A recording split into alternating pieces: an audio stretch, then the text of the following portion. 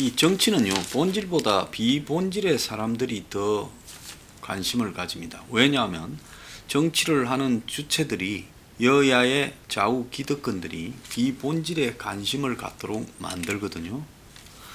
자, 그래서 지금 2030이 인국공 사태로 이생망, 이번 생은 망했다라고, 또 30대, 40대가 문 정권의 6.17 부동산 대책으로 평생 전세 살아야 되냐고 분노한다 그럽니다. 제가 이 부분을 보면서요, 그럼 국민들은 잘못이 없느냐? 전 잘못이 크다고 봅니다.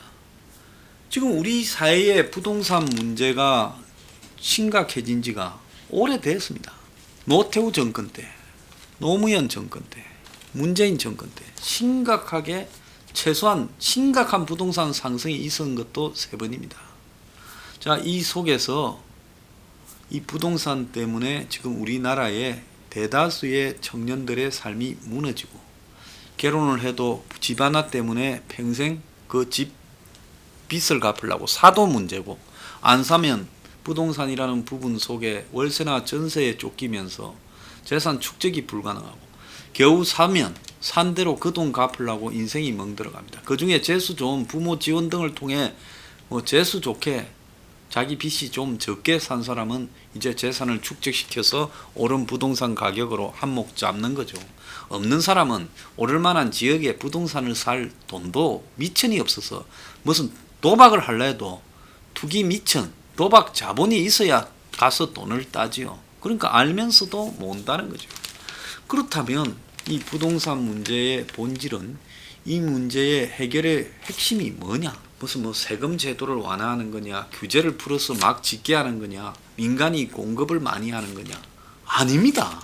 무슨 그렇다고 박근혜 때는 뭐라고 했습니까? 행복주택.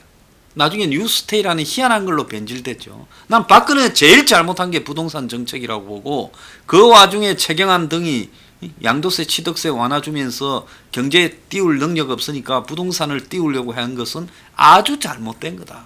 저는 그 부분에 대해서는 할 말이 없는 정권이다라고 생각합니다. 자, 이명박 때 보금자리 소수만 덕받지요. 그러지 않습니까? 그 외에 노무현 때 공공임대주택 했지만 그것도 한계가 있습니다. 실제 젊은 새로운 출발을 하는 사람들에게 그 공공임대주택이 거의 도움이 되지 않았습니다. 자, 그러면 한국 사회에서 부동산은 어떻게 가야 된다? 답이 나온 거예요. 민간에 맡겨서 공급했을 때 그 젊은 사람들이 실제로 살 수 있는 가격이 형성될 수 없다는 거죠. 자, 부동산 문제의 핵심은 필요한 위치에 있어야 된다는 겁니다. 적어도 한 1시간 이내에 출근할 수 있는 곳에 부동산이 있어야 된다는 거죠. 그리고 그 부동산이 그 사람의 소득에, 집에 들어가는 비용이 30%를 넘으면 망가지는 겁니다. 그러니까 한마디로 이 부동산이 지나치게 사람의 삶을 망가뜨리는 부분으로 가서는 안 된다는 게 있어야 되죠. 그러면 결국은 국가적 주택 공급이 한국에는 필수적이다. 이게 저는 핵심이라고 봅니다. 그런데 좌우 기득권은 이 이야기는 아무도 안 해요. 지금까지 민주당도 안 하고 미통당도 안 합니다. 그러면서 엉뚱한 정책을 마치 부동산 정책인 양 하는 거예요. 자, 돈은 시중에 3,000조가 깔려 있다는 거예요. 이자는 낮습니다. 그 깔린 돈으로 뭘 했을 때 돈을 버는가 봤을 때 가장 확실한 투기 황금성은 부동산에 있다. 그거 모르는 사람 바보죠. 자, 그 다음에 이 취업 문제는 뭐가 핵심이냐? 가장 중요한 취업 문제의 핵심은 좋은 일자리가 사라져간다. 우리 사회가 세습 중산층 사회가 된다. 중산층이 아니라 중상층 사회가 된다. 그래서 2대8의 사회다.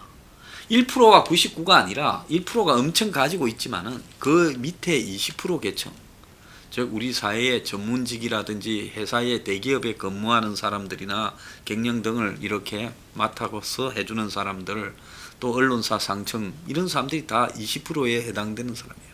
그 20%가 살아가는 방식이 그야말로 좌를 지지하든 우를 지지하든 기득권을 지지하는 방식으로 가기 때문에 상층의 1%와 남은 19%가 결합해서 이 사회의 모든 법률, 제도, 사회 정책 등을 자기들이 유리한 쪽으로 끌고 가는 거예요. 대입 정책도 그렇고, 그 다음에 심지어 로스쿨 가는 정책도, 사시 없애고 로스쿨 가는 것, 의전원도, 그 다음에 그뿐만 아니라 더 나아가서 부동산, 그 다음에 주식 등 모든 돈을 벌기 위한 정책, 이런 것들도 다 자신들한테 유리하게 만들어 간다는 겁니다. 그 속에서 80%는 솔직히 말하면 이 20%가 짠판에 둘러리 서주는 부분이에요. 그래서 지금 자식이 잘 될 확률은 부모가 잘 돼 있어야 자식이 잘 된다는 거예요. 부모가 소득이 얼마냐, 부모가 집이 어디에 있느냐.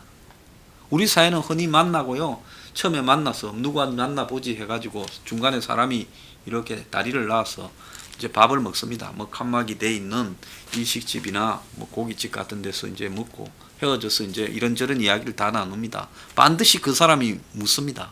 댁이 어디시지요? 자, 그자는 나한테 파악하지 못한 나의 계층, 계급적 문제를 어디 사냐고 그 한마디면 끝나요. 만약에 내가 반포 삽니다. 반포 어디입니까? 아, 반포 그 자이 삽니다. 이러면 그 사람은 그때부터 아, 저 사람은 뭐가 있다. 우러러 봐야 되겠다. 어디 삽니까? 뭐 저 대림동이나 구로 삽니다. 이제 이러는 순간에 허접한 인물이 되는 거죠. 그러니까 결국 이게 우리 사회의 핵심적인 문제라는 겁니다. 부모의 소득, 그 다음에 주거, 그리고 부모의 대학을 나왔는지 하는 이 배경, 그리고 이제 쌓아놓은 부, 그리고 부모의 문화적인 어떤 이 성향, 이런 것들이 자식들한테는 그대로 자식이 상층으로 올라갈 수 있느냐 못 가느냐를 좌우하는 결정적인 요소로 작용을 한다는 거예요. 간혹 가다가 거기에서 벗어나는 사람이 있지만 그건 통계에서 무의미한 수준이다.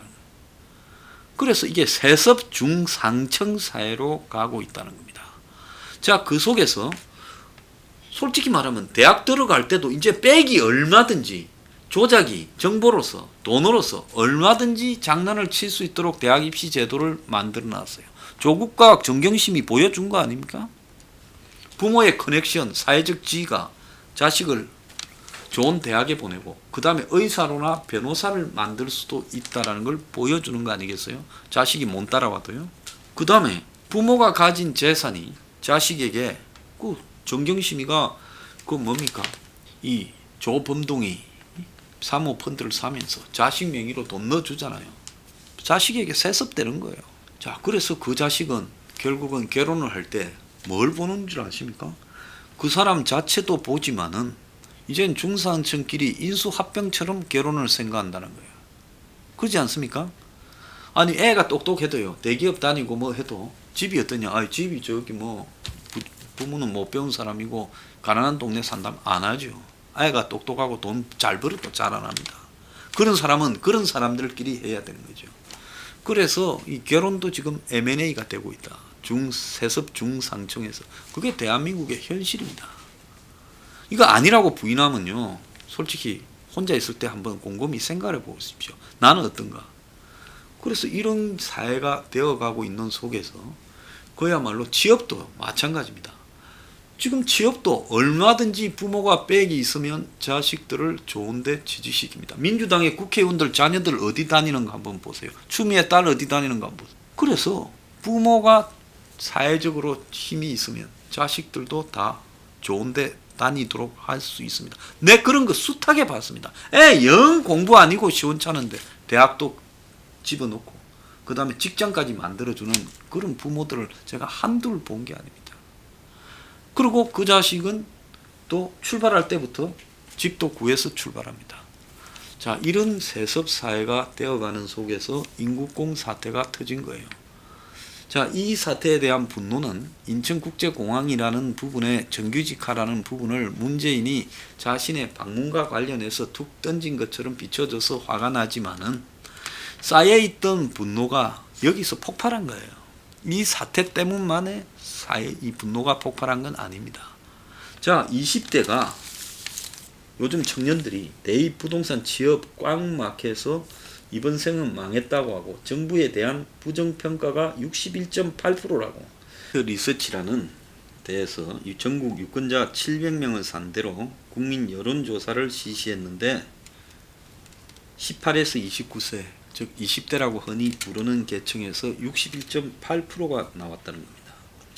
60대 이상에서의 현 정권에 대한 부정평가 45.6%보다도 16.2%가 더 높대요. 30대에서도 부정평가가 45.7로 지금 나왔습니다. 그래서 전 세대 부정평가 44.7보다 30대가 더 높은데 결정적인 것은 20대가 엄청나게 높다는 겁니다. 그런데 20대의 청년층이 현 정권에 대해 부정적인 평가를 내놓은 이유로는 계층 사다리의 단절이라는 거예요. 교육, 부동산, 취업, 제가 이야기한 내용 그대로 여기 따놓는 겁니다. 이걸로 청년이 한 단계 위를 올라가는 길을 다 막아놨다는 거예요. 그래서 이번 생은 망했다고 이야기를 하고 여기에 30대 초중반까지 가세해서 아무리 뛰어도 우리 앞에는 기울어진 운동장이다. 이렇게 말을 합니다. 자, 청년들의 발언 내용을 좀 보면요. 문재인 정부는 내세우는 도덕적 기준과 보민들에게 적용하는 기준이 다르다. 말로만 이야기한다. 공정, 정의, 기회균 등을. 고위공직자 부동산 과다 소유한 걸 보며 박탈감을 느낀다. 계층 이동 사다리가 끊어지고 부의 세습이 공고화된다. 김두관 의원은 도서관에 밤늦게 남아 취직 준비하는 청년들의 마음에 불을 질렀다. 청년들 조국 장관 딸 입시 논란 보며 불공정에 대한 분노가 쌓여간다. 조국 사태로 불이 질렀는데 그때는 청년들이 안 나섰어요. 왜 안 나선 줄 압니까? 그때 촛불한다고 나선 스카이 대학에 연관되는 대학에 서울대, 연대, 고대에서 주로 했잖아요. 근데 그 대학들이 결국은 이 전체 청년들하고는 또 괴리된 잘 나가는 청년들이란 말이에요. 솔직히 말하면 집도 상당수가 괜찮은 집이고 그러니까 잘 나가는 애들이 조국에 대해서 조국 자식에 대해서 분노하는 부분에 대해 잘 못 나가는 청년들이 가세를 안 한 거지요. 그런데 이번에 인국공 사태와 집값 문제는 이제 다 동시에 터져버린 겁니다. 그래서 문 정권에서는 공정이나 정의, 기회균 등을 기대했는데 이게 부정당했다. 청년들은 집 살 기회조차 없다. 청주에 집을 판 노영민을 보며 위선을 느낀다. 이랬습니다. 근데 이게 하루아침에 된 게 아니라 쌓이고 쌓였죠. 조국 딸 의존은 장학금 및 고교대 논문 제일 저자 등 스펙 조작. 그 다음에 올해 이제 인국공 사태, 그리고 경실련이 문정권 들어서 아파트 값 52% 올랐다고 발표한 거.